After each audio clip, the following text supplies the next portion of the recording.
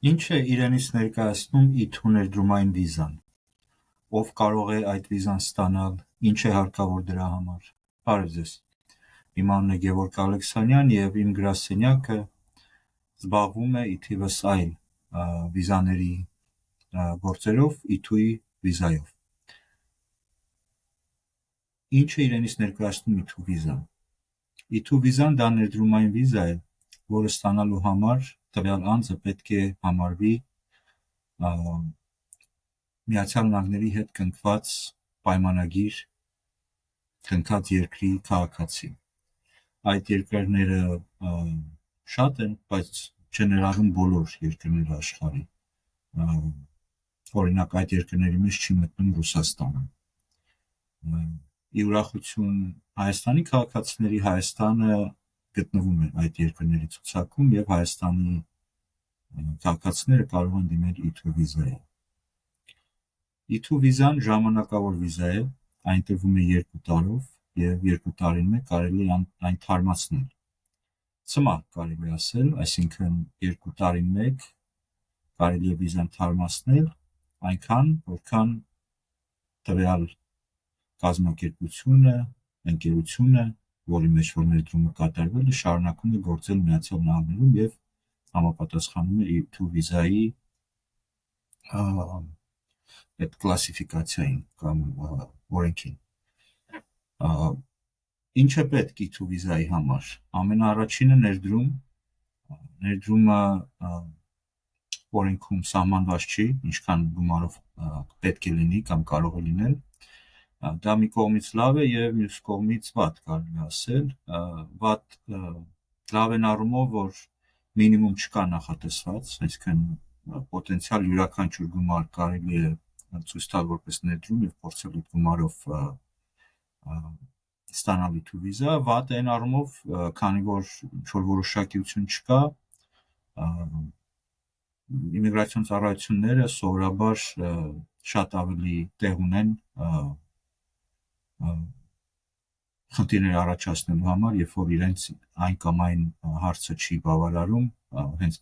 գումարային չափի հետ կարող են իրենք միշտ այդ խնդիրները առաջացնել։ Օրենքը ինչևէ ինչ է ասում, որ գումարը պետք է լինի բավարար և համապատասխան այդ կազմակերպությունը, ընկերությունը աշխատացնելու համար։ Երկրորդը պետք է կարողանաք ցույց տաք, որ այդ գումարները հայթայթել եք լեգալ, այսինքն օրինական աղբյուրից։ Միացյալ Նահանգների պետությունը ուզում է համոզված լինել, որ այդ գումարները չեն գալիս ինչ-որ կրիմինալ կամ այլ տիպի սև աղբյուրներից։ Դրա համար բացի գումարի փոխանցումը Միացյալ Նահանգներում այդ ընկերության հաշվին պետք է կարողանաք նաև ցույց տալ, թե որտեղից է աղբյուրը այդ գումարի, որտեղից է գալիս, օրինակ եթե ինչ-որ բնակարան է վաճառվել, դրա հասույթներն են կամ երկար տարիներ անձը ունեցել է բիզնես, այդ բիզնեսի ընթացքում կուտակված գումարներն են, այդ բոլորը պետք է դոկումենտալ ձևով ապացուցվի։ Նաև պետք է կարողանաք ցույց տաք այդ գումարը ոնց է տեղ հասել Միացյալ Նահանգներ, այսինքն ընկերությունը, որտեղ դուք ստեղ ներդրում պետք է անեք, բանկի հաշիվ կունենա, այդ բանկի հաշվին պետք է Հայաստանից կամ որևէ այլ երկրից, որտեղ ձեր գումարը կա, այսպես ասած wire transfer արվի, այսինքն էլեկտրոնային ձևով փոխանցվի։ Ցավոք սրտի, կոպիտ ասած դիպլոմատի մեջ cash բերել դնելը այդ հաշվին խնդրահարույց կլինի, որովհետև պետք է կարողանաք ապացուցեք ոչ միայն աղբյուրը, ոնց որ ասացի, այլ նաև շղթան այդ գումարի, որտեղից ուր է հասել, քանի որ եթե դիպլոմատի մեջ եղավ այդ գումարը, մենք չենք կարող ապացուցել, թե կոնկրետ ով է գումարը ձեզ տվել։ Բայց եթե ձեր հաշվի վրա արդեն գումարը կա, էլեկտրոնային փոխանցման գործարքի ընթացքում ձեզ կտրվի տեղեկանք, որ այսինչ գումարը, այսինչ հաշվից դուրս է եկել, մտել է այսինչ հաշիվը և դա բավարար է ցույց տալու այդ շղթան, թե գումարը ոնց է եկել տեղ հասել Միացյալ Նահանգներ։ Ու դա պարտադիր չի լինի մեկ գործարք, օրինակ ձեր գումարը կարող է լինի հայկական բանկում, դուք այդ գումարը կարող եք տեղափոխել կամ փոխանցել Դուբայի ինչ-որ հաշվի վրա, հետո Դուբայի հաշվից Նոր Զելանդիայի, նոր զելանդական հաշիվ, հետո ընդերից նոր Միացյալ Նահանգների։ Կարևորը որ շղթան լինի, որ ցույց տա, որ այն գումարն է, որը որ պատկանում է ձեզ։ Բացի դրանից Միացյալ Նահանգներում պետք է ունենաք ֆիզիկական տարածքը տվյալ բիզնեսի համար, այսինքն virtual office, ինչ որ եթերում գտնվող ինչ որ օֆիսներ, ցավոք սրտի չի աշխատում, պետք է ֆիզիկական տեղ լինի եւ պետք է համապատասխանի այդ տեղը տվյալ բիզնեսին։ Եթե օրինակ պետք է ինչ որ արտադրություն լինի, պետք է բարձր լինի արդեն արտադրամասը, եթե ինչ որ պահեստը, եթե ինչ որ գրասենյակային աշխատանք է, օրինակ ասենք մարքեթինգային կազմակերպություն, պետք է լինի գոնե օֆիսի տարածքը։ Սկզբնական շրջանում, նույնիսկ եթե դա օրինակ ինչ որ մեծ ընկերություն է, պետք է արտադրություն կազմակերպի, օրինակ կոշիկի, սկզբնական շրջանում, եթե դեռևս չի հաջողվել այդ արտադրամասը ձեռք բերել, կարելի է ցույց տալ օֆիսային տարածքը գոնե, որպեսզի ցույց տա, որ այդ կամպանին արդեն սկսում է իր աշխատանքը եւ ընթացքում նաեւ ձեռք կբերի արտադրամասը։ Հաջորդը պետք է կարողանաք ցույց տալ, թե ձեր պլանները ինչպիսին են մոտակա 5 տարվա համար, սովորաբար բիզնես պլանի միջոցով, որպեսզի կարողանաք ցույց տալ այդ գումարը, որը դուք ներդրում եք տվյալ ընկերության մեջ, բավարար է սկզբնական ծախսերը հոգալու համար, մինչև այդ կազմակերպությունը կունենա իր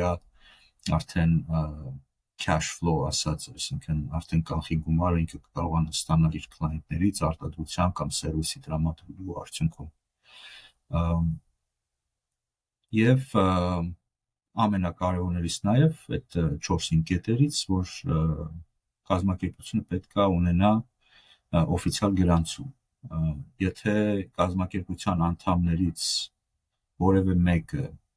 չի համարվում Միացյալ Նահանգների քաղաքացի կամ մշտական ռեզիդենտ, որը որ կլինի այն դեպքում, երբ որ օտարերկրյա քաղաքացի ներդրում է անում, այդ պարագայում միակ երևի պրակտիկ ձևը company բացելու համար կլինի C corp ասածը, C տիպի corporation։ Սրա մասին մենք առանձին խոսենք, թե պլյուսը եւ մինուսը որն է C corp-ի, ավելի շատ մինուսներ կա, բայց ցավոք սրտի դա է, որ ինքը պահանջում։ Նաև նշեմ, որ LLC կամ անհաձեռնարկատիրություն այդ տիպի բիզնես գոյացությունները ցավոք սրտի սկզբնական շրջանում չի կարելի ունենալ, որովհետև դա նշեմ ոչ բոլոր դեպքերում, բայց այն դեպքերում, որ անձը գտնվում է արդեն Միացյալ Նահանգներում ուրիշ այլ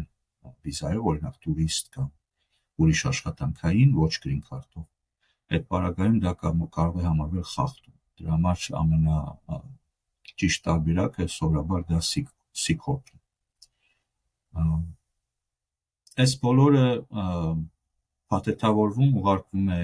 իմիգրացիոն ծառայություն, եթե անձը գտնվում է Միացյալ Նահանգներում եւ հայց է ներկայացվում ստատուսը փոխել E2 ստատուսի, որը ինչպես նշեցի տրվում է 2 տարով եւ 2 տարին չվերջացած կարող է այդ անձը նորից դիմել 2 տարով թարմացնելու եւ այսպես ցմահ քանի դեռ այդ կամպանին գործում է։ Մյուս տարբերակը այն է, երբ որ անձը չի գտնվում Միացյալ Նահանգներում, այլ գտնվում է դրսում, այդ պարագայում թղթարություն արվում է դեսպանատան միջոցով, դեսպանատան աշխատակիցներն են նայում հայցը իր բոլոր փաստաթղթերով, անկետաներով, բլանկերով եւ այդ պարագայում սովորաբար տալիս են 5 տարով մուլտիվիզա, ոչ բոլոր դեպքերում ցավոք սրտի, բայց սովորաբար այդպես է եւ այդ 5 տարվա ընթացքում տվյալ անձը Միացյալ Նահանգներ կարող է մուտք գործել 2 տարով, 2 տարին չլրացած պետք է դուրս գա, բայց պլյուսը ստեղենա, որ եթե 5 տարվա մուլտիվիզան կա, ամեն դուրս գալուց եւ ներս մտնելուց այդ 2 տարով պետք է որ սովորաբար սահմանի վրա վիզան եւս երկարացվի 2 տարով։ Այստեղ մի կարևոր պահ կա, եթե E2 վիզան դուք ստացել եք Միացյալ Նահանգների ներսում, այսինքն ստատուսի փոփոխությունն է տեղի ունեցել, ցավոք սրտի դա ձեզ թույլ չի տալու ճանապարհորդել Միացյալ Նահանգներից դուրս եւ հետ վերադառնալ, քանի որ դա վիզա չէ, այլ ուղղակի ստատուս է։ Դրա համար պետք է լինի ձեզ նորից հետ վերադառնալ դեսպանատուն, եթե դուրս է գալու Միացյալ Նահանգներից E2 ստատուս ունենալու ժամանակ։ Նորից դիմեք դեսպանատուն եւ դեսպանատունը կարող է նորից որոշի տալ թե չտալ վիզան։ Այդ իսկ պատճառով, եթե ցանկություն ունեք կամ կարիք կա ճանապարհորդելու E2 ստատուսը ստանալուց հետո, անմիջապես հետո, ճիշտ կլինի, որ E2 ստատուսը ստանաք վիզայի հետ մեկտեղ դրսում, որ այլևս խնդիր չլինի նույն բանը երկու անգամ անելու։ Բայց եթե օրինակ ստատուսը փոխեցիք Միացյալ Նահանգներում եւ գիտեք, որ տարի-տարիքես չեք ճանապարհորդելու, միայն տարիքես հետո պետք կլինի ճանապարհորդելու, այդ ժամանակ կարող եք ստեղ ստատուսը փոխել ու երկարացնել, արդեն կլինի դեսպանատանը, կարող եք դուրս գալ երկրից, ձեր այդ ամբողջ փաթեթը, որ պետք է ներկայացնեք Միացյալ Նահանգներում թարմացնելու համար վիզան, 2 տարով կարող եք արդեն դիմել դեսպանատանը եւ ստանաք վիզա, որի պարագայում, ինչպես ասացի, 5 տարվա մեջ կարող եք ազատ երկու մտքանում Միացյալ Նահանգներ։ Շնորհակալություն, եթե ինչ-որ հավելյալ հարցեր ունեք կամ այս վիզան ձեզ հետաքրքրեց, կարող եք կապնվել իմ գրասենյակի հետ, հեռախոսի համարն է 888 209 4761 888 209 4761։ Շնորհակալություն, հաջողություն։